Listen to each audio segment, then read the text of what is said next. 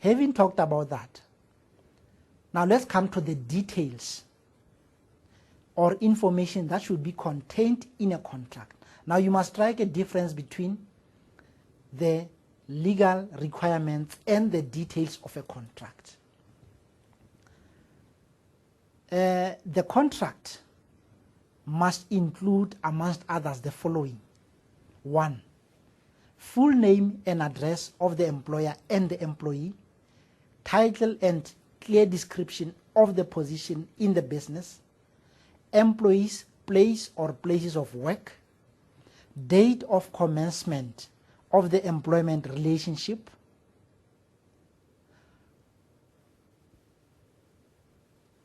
ordinary days and hours of work and arrangements regarding overtime, starting salary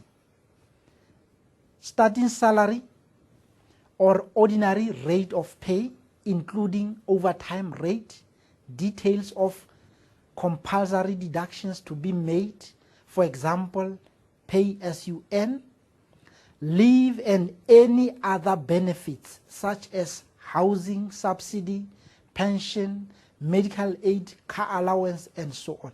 All this information is very, very important that it gets contained in an employment contract. And I'm going to repeat that you must be aware that there's a difference between legal requirements of a contract and contents of a contract or details of a contract. Frequency of payments and how payment will be made should also be included in the employment contract. The duration or term of contract, be it permanent or fixed term, it must be stated whether it's temporary, it's a periodic term, or it's a permanent kind of a contract. Even the probationary period, if applicable, and any conditions such as completion of qualifications or the acquiring of driver's licenses and so on. So some of the information will also differ from one organization to the other. It will also depend on the kind of work that is being applied or that is also vacant in the business. However, both the contents and the legal requirements, they must not contravene any legislation, especially basic conditions of Employment Act. Details of termination, either period of notice or expiry of a fixed term contract. This information is very important that, for example, now that you are employed, if you want to terminate your service, if you want to resign, what is it that is expected of you? What notice, how long should you give, and so on. But you can see that this information is information that is also stipulated in the basic conditions of Employment Act. Disciplinary and grievance procedure should also be part of the employment contract. A list of other documents which form part of the employment contract, for example, duties or detailed job description and so on, should form part of the employment contract. And of course, the need for the employee to acknowledge receipt of a copy of a contract. That's why we said one of the legal requirements is that you must sign for it and also acknowledge that you have received a copy of the contract. It's very, very important.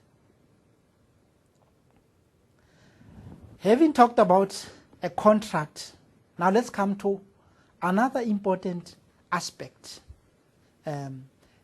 in the activities that take place within the human resource function, which is called induction.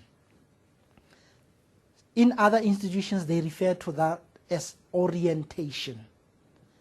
Induction or orientation is a process of introducing new employees to the goals of the organization, its policies and procedures, its values and the co-workers, as well as the activities of the tasks to be performed and the equipment to be used.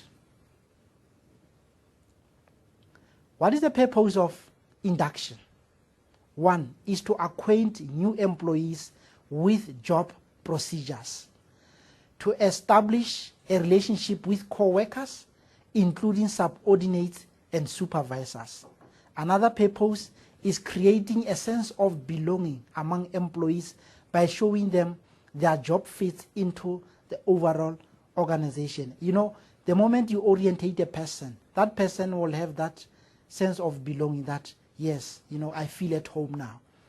To acquaint new employees with the goals of the organization. And having talked about the purposes, what are the benefits thereof? 1, the moment you conduct an induction or orientation, that will lead to higher job satisfaction. It will lower labor turnover because, you know, you can agree with me, a person who has just been appointed, if that person is not well inducted or orientated, that person, the very first day, if they feel intimidated, they may as well, you know, turn a resignation.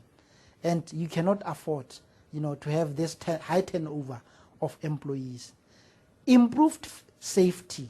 The moment an employee is orientated, will know on the safety, what is expected, and features that are there in the business. It leads to greater commitment to values and goals of the organization. It also leads to reduction in absenteeism.